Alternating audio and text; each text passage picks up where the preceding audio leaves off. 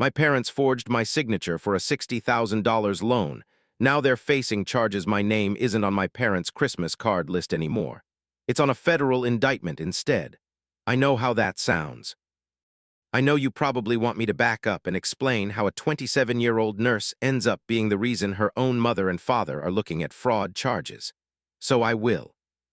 But I need you to sit with that first sentence for a second, because 6 months ago, if you'd told me I'd be the one who called the police on my own parents, I would have laughed in your face.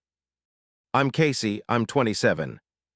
I work night shifts in the ICU at a hospital in Ohio. I have a golden retriever named Biscuit who thinks he's a lap dog, and up until March of this year, I thought my parents were just normal. A little tight with money, sure, a little too proud for their own good, but normal. Then I tried to buy a used Honda Civic, and a bank teller looked at her screen, then looked at me and said the words that started everything. "Ma'am, I'm sorry. But with an outstanding revolving balance of this size, we can't approve you for anything above your current limit." I didn't have a revolving balance. I'd never even applied for a credit card that wasn't a debit card with a Visa logo on it. That's when I found out my parents had been signing my name since I was 19 years old. Let me back up because context matters here. I grew up in a house that looked good from the outside. My dad, Rick, sold commercial real estate, or at least that's what he told people at church. My mom, Denise, ran a little home staging business, the kind where she'd borrow furniture from a warehouse to make empty houses look lived in for open houses. They drove a leased BMW and an Audi. We took a Disney cruise every other year. My dad always picked up the check at restaurants loudly, like he wanted the whole table to notice. What I didn't understand as a kid, what I'm only understanding now, is that almost none of it was paid for. It was financed, refinanced, rolled over, buried under new debt to cover the old debt. My parents weren't wealthy. They were performing wealthy, and performing is expensive. I left for nursing school at 18. Student loans in my name, obviously, nothing weird there. I graduated at 22, got my first apartment, started building an actual adult credit history. Or so I thought. Here's the thing about identity theft when it's your own parent doing it. There's no dramatic moment where a stranger steals your wallet. It's quiet. It's a form filled out at a kitchen table while you're at soccer practice or asleep down the hall. It's your mother saying, "Sign this, sweetie, it's just for the insurance." And you sign because you're 17 and you trust the person who raised you. Except I never even got asked to sign anything for the biggest one. My dad's little real estate brokerage, which, it turns out, was basically him and one laptop, started bleeding money around 2019. Around the same time, my mom's staging business lost its two biggest contracts to a competitor. Instead of scaling back, instead of having one honest conversation about money, they did what they always did. They found a way to keep the lights on and the leased cars in the driveway. They took out a business expansion loan for $58,000 using my name, my social security number. My signature, forged, traced from an old lease agreement I'd signed at 19. Close enough to pass a teller's glance, but not close enough to survive an actual forensic comparison. Which, spoiler, it eventually did not. For 4 years, I had no idea I was carrying $58,000 in debt I never agreed to. 4 years of payments, some made, most missed, quietly wrecking a credit score I didn't even know I had a reason to check. The Civic thing was just the beginning. Once that teller said outstanding revolving balance, I didn't sleep. I pulled my credit report the second I got home, all 3 bureaus, the free annual credit report. Calm way, because God forbid I pay for the privilege of learning my own parents robbed me. There it was. A business line of credit, opened in July 2019, originating institution, a regional bank 2 towns over from where my parents live. $61,000, originally drawn against a $58,000 approved limit. Current balance, $71,400, because 4 years of missed payments and penalty interest doesn't just sit still, it grows like mold. I sat on my kitchen floor with Biscuit's head in my lap, and I genuinely thought, this has to be a mistake. Someone stole my identity. Some random criminal did this. Because the alternative didn't compute, I called the bank. I explained I'd never opened this account. They were sympathetic, walked me through their fraud department process, told me I'd need to file a police report and an FTC identity theft affidavit to formally dispute it. Standard stuff. I started the paperwork that same night mechanically, still telling myself this was a stranger's crime. Then the fraud investigator called me back 4 days later and asked a question that changed everything. Ms. Whitfield, can you confirm the loan application lists a cosigner address matching 4417 Larkspur Lane? Is that address familiar to you? That's my parents' house. That's the house I grew up in. I didn't say anything for what felt like a full minute. The investigator asked if I was still there. That's my parents' address, I said. I haven't lived there in 9 years. There was a pause on his end, too. He said, gently, in the voice I imagine people use when they've had this exact conversation before with other people's kids.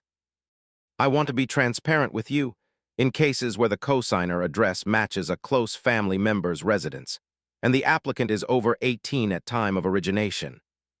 This sometimes indicates the fraud may not be external. I'd encourage you to consider whether anyone with access to your personal documents might have applied on your behalf without full authorization. Without full authorization. That's the polite, legal way of saying your parents stole from you. I called my mom, I didn't accuse her. I just asked, flat out, Mom, did you and Dad take out a loan using my name? The silence on the phone was 3 full seconds too long.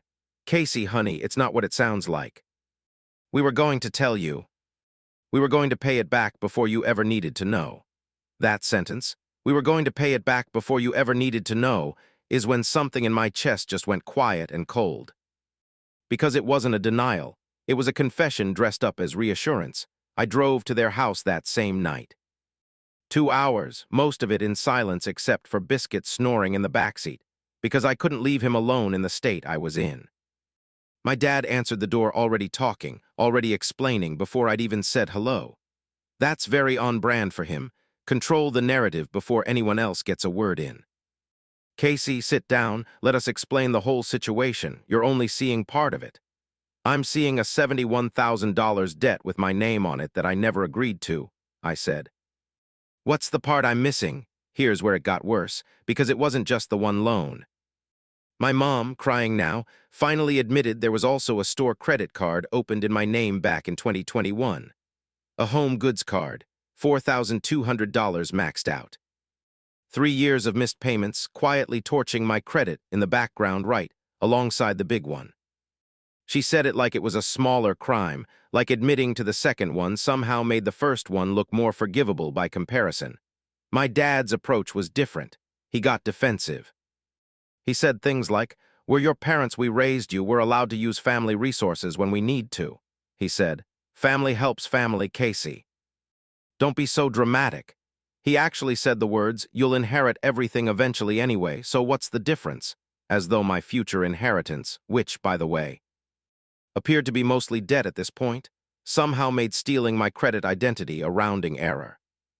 My younger brother Marcus was there too, 23, still living at home while he finished a certificate program. He hadn't known any of it either, and I watched his face go through the exact same collapse mine had 4 days earlier. He looked at our dad and said, quiet but absolutely clear, "Did you check if my name is on anything too?" Dad didn't answer that question, which was its own answer. I left that house without eating the dinner my mom had defensively made, so we can talk like a family. I sat in my car in the driveway and called my best friend, Priya, who's a paralegal, and just cried for probably 10 minutes before I could even get a sentence out. When I finally could, she said something I've held on to since. "Casey, I love your parents because you love them. But what they did to you is a federal crime, and loving someone doesn't mean protecting them from consequences they created themselves." The next morning, I filed the police report, not out of spite. Out of self-preservation. Because the bank had made it clear, the only way to actually clear the debt from my credit and stop it from destroying my future was to formally document it as fraud. Which meant naming the people who committed it. I want to be honest with you. I hesitated on the report for almost 48 hours. Some part of me kept hoping my dad would call and say, "We're paying it back, drop the report, we're fixing this." He didn't call to fix it. He called to tell me I was embarrassing the family by involving the police, and that if I really cared about this family, I'd handle it privately. That call is the reason I stopped hesitating. The bank's fraud department escalated the case once the police report was filed. Because the amount crossed $10,000 and involved falsified federal loan documents, the business loan was partially backed through an SBA-adjacent program. It kicked over from a local matter into something the U.S. Attorney's Office got involved in. My dad's forgery, it turned out, wasn't even his first offense of this exact kind.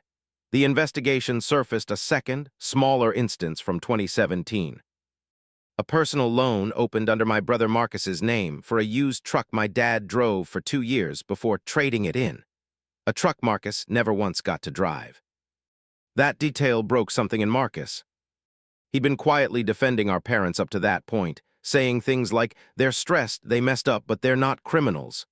The truck changed his mind for him. He gave his own statement to the investigator 2 days later. My parents hired an attorney. Of course they did, with what money, I genuinely don't know. And at this point I've stopped asking, because it's not my debt to worry about anymore. My dad's lawyer tried to frame it as a family financial arrangement gone wrong. Tried to get my mom's involvement characterized as minimal, since the paperwork was primarily in my dad's handwriting. The forensic document examiner didn't buy it. Bank surveillance footage from the day the account was opened showed both of them at the teller window together. They were charged with bank fraud and aggravated identity theft.